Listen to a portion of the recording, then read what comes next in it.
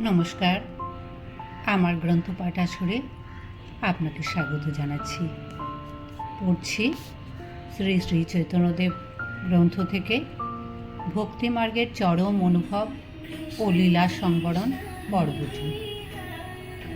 অন্তরে আনন্দ, আস্বাদ বাহিরে বিহুবল।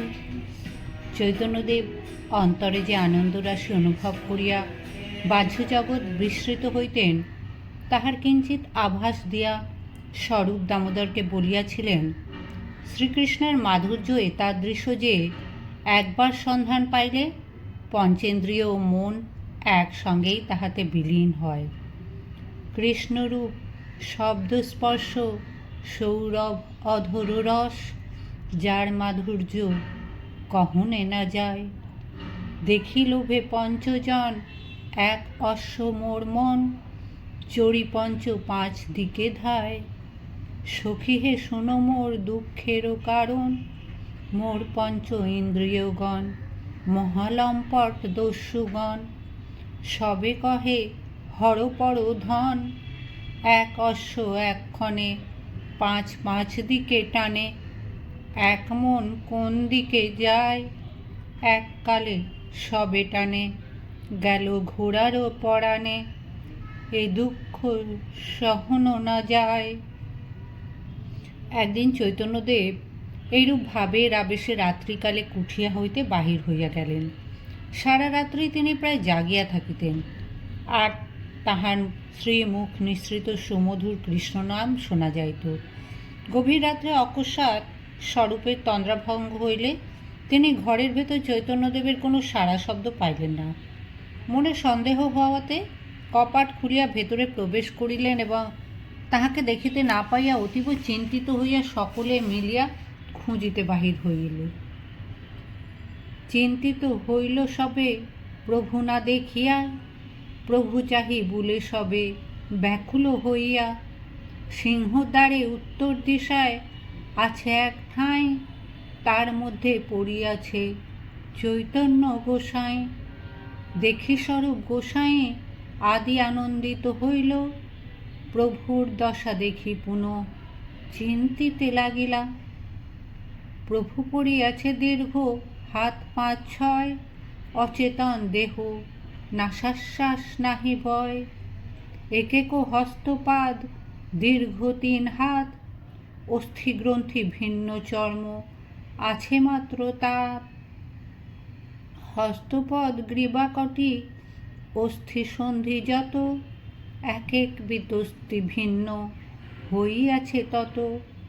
চর্মমাত্রে উপরে সন্ধি আছে দীর্ঘ হয়া, দুঃখিত হইল সবে প্রভুকে দেখিয়া। মুখে লালা ফেন প্রভুর উত্তাল নয়ন, দেখিয়া সকল ভক্তের দেহে ছাড়ে প্রাণ।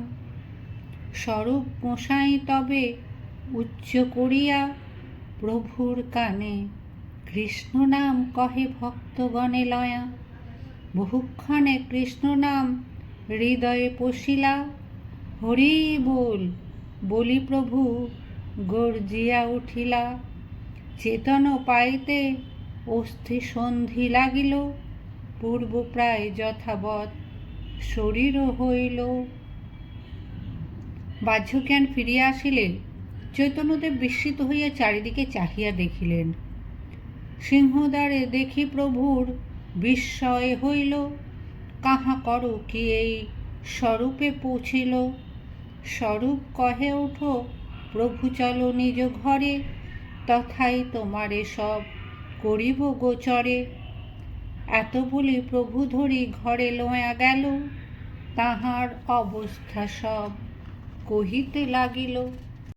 শুনে মহাপ্রভুর বড় হইল চমৎকার, প্রভু কহে কিছু স্মৃতি নাহিকো আমার। সবে দেখি কৃষ্ণ মোর হয় বিদ্যমান, বিদ্যুৎ প্রায় দেখা দিয়া হয় অন্তর্ধান।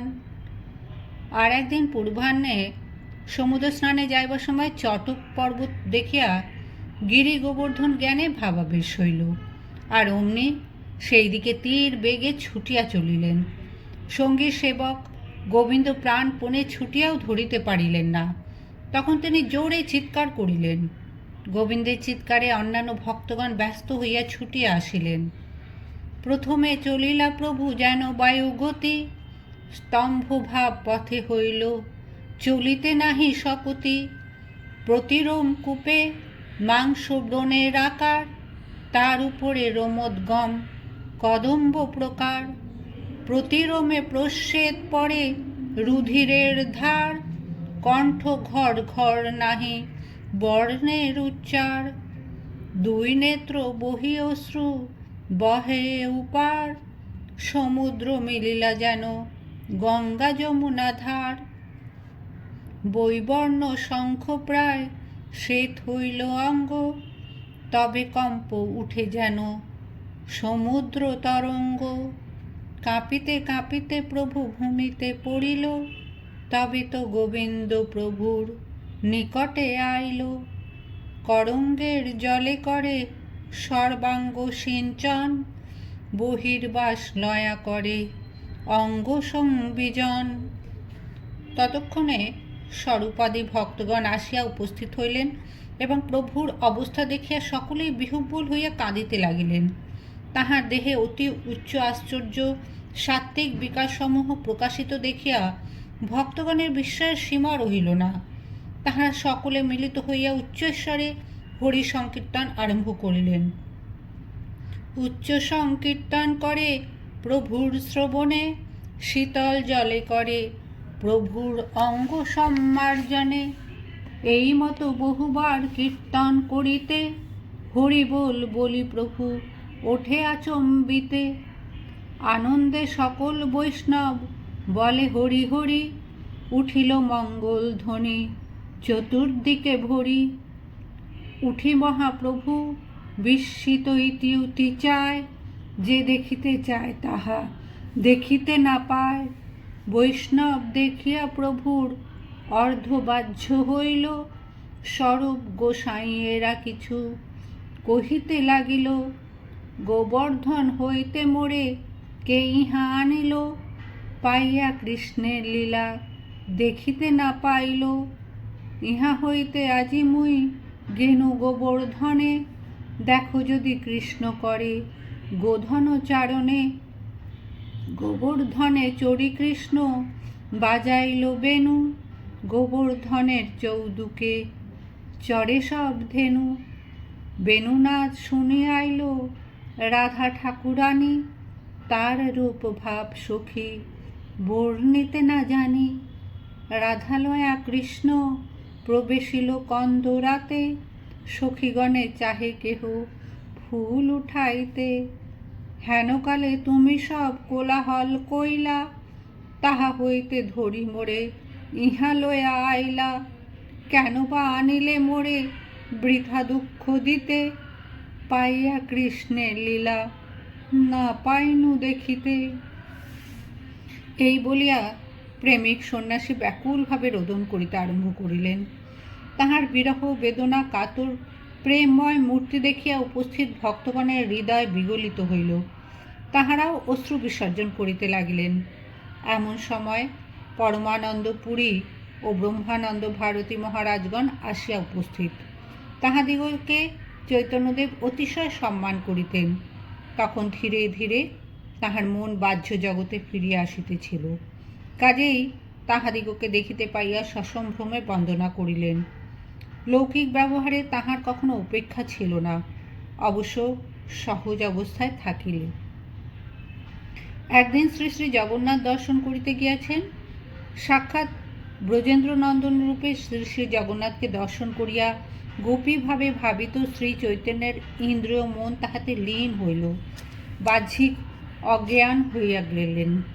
সকালবেলার ভোগারতি শেষ হইলে সঙ্গী ভক্তগণ কোনো প্রকারে কিঞ্চিৎ বাহ্যজ্ঞান করাইয়া কুঠিয়ায় লইয়া আসিলেন। কুঠিয়াতে ফিরিয়াও সেদিন তাহার ভাবের সম্পূর্ণ উপশম হইল না।